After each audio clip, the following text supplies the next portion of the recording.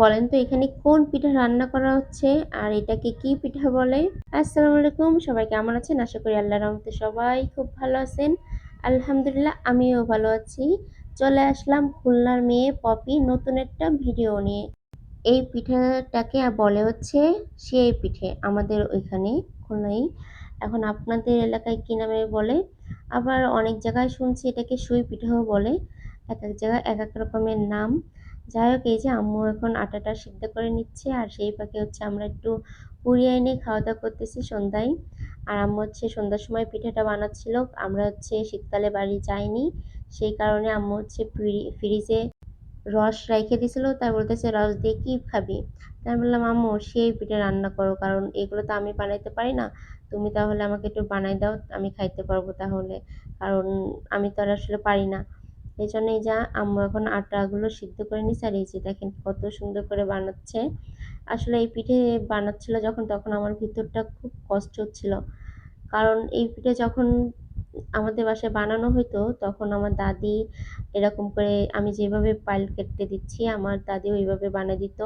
আম্মু কাটতো, আমার ছোট মা, বড় মা, তারপর হচ্ছে সেজাম্মু মানে আমার চাচিরা সবাই মিলে মিশে এক জায়গায় বসে এরকম কাটতো, পিঠে বানাইতো।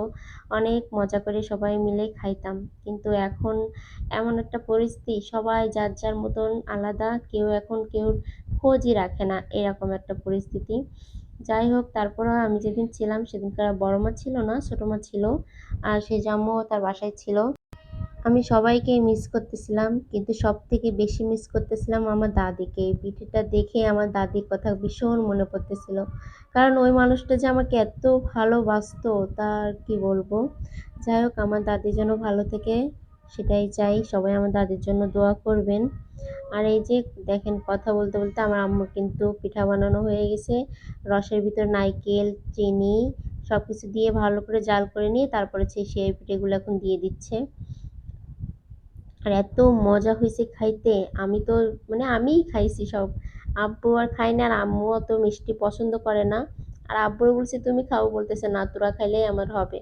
আমি এত করে বলছি আব্বু অল্প একটু খাও, সে মনে করেন 1 চামচ কোনো রকম খাইছে, তাই ছাড়া সে খায়নি। বলছে না তোরা খাইলেই আমাদের শান্তি। আর ওর আব্বু মনে হয় অল্প একটু খাইছে, আর আমার ছেলেটা আর আমার ভাইটা অল্প একটু খাইছে, আর সবটুকুই আমি একা খাইছি।